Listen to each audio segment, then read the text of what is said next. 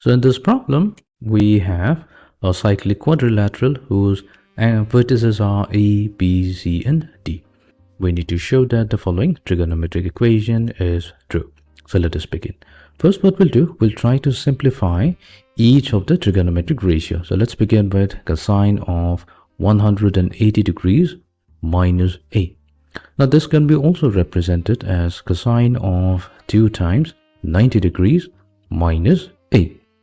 The whole reason we're writing it as a multiple of 90 degrees because now we have an even multiple of 90 degrees.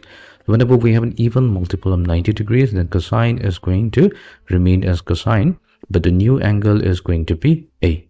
We'll also have to take care of the sine. For that, we will be taking the help of the quadrant system.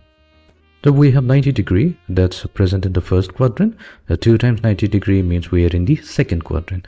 But we are also subtracting A from it. But A is an acute angle lying between 0 and 90 degree. So that means we are still going to lie in the second quadrant. Now in the second quadrant, only the sine and the cosecant are positive. Everything else is negative. So that means cosine of 180 degree minus A transforms to negative cosine of A in the second quadrant. Now coming to the other ratio, so we have cosine of 180 degrees plus B. So this will be equals to cosine of 2 times 90 degrees plus B. So similarly, we have an even multiple of 90 degrees. So cosine is going to remain as cosine. Our new angle will be B. But this time we're not going to be in the second quadrant. We have 2 times 90, which means we are in the second quadrant. But we are also adding another angle B to it, which is going to take us to the third quadrant. Now in the third quadrant, tangent and cotangent are positive. Everything else is negative. So we're going to get negative cosine B. Coming to the third ratio, we have cosine of 180 degrees plus C, which will be equals to negative cosine C. So you can try it out. And finally, we have sine 90 degree plus D. So this is going to give us a value cosine D. So I urge you to try these two out using the same logic. Now that we have all the values in the reduced form, so we can rewrite our original equation. And so we're going to rewrite the left hand side of a given equation. So we have cosine of 180 degrees minus A, which we have obtained as negative cosine A. Then we have cosine of 180 degrees plus B, we got the value negative cosine B.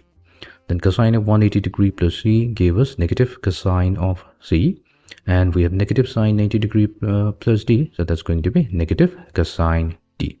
Now what we can do, we are going to the original problem. Now in the problem it was given that the A, B, C and D, these are the angles of a cyclic quadrilateral. So what does that mean? So cyclic quadrilateral means a quadrilateral if we consider a circle and we have 4 vertices lying on the circumference of the circle, then these vertices when joined forms a cyclic quadrilateral. So let's name it A, B, C and D. Now there's a property of a cyclic quadrilateral which states that if we take the sum of the opposite angle, that means if we add A with C, it sums up to 180 degrees. So they're supplementary to each other. Then if we take angle B and add it to D, so that also adds up to 180 degrees. Now we can use this fact. So we can rewrite this equation as A equals to 180 degrees minus C. Now we will take the cosine on both sides. So where cosine of A equals to cosine of 180 degrees minus C, which will be equals to cosine of A equals to cosine of, so we have 2 times 90 degrees minus C. So 2 is an even number. So we're going to get cosine and the angle will be C. And 2 times 90 means we are in the second quadrant. Minus C also going to keep it on the second quadrant where only the sine is positive, everything else is negative. So cosine A will be equals to negative cosine C. So what we can do here, and similarly we can use the same method here. We can rewrite B as equivalent to 180 degree minus D if we take the cosine on both sides. So cosine B will then be equals to negative cosine D. So we can use this and replace it into our given expression, which is this particular expression. So let's do that.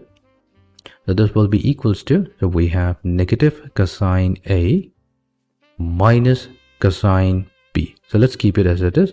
Now let's look at cosine C.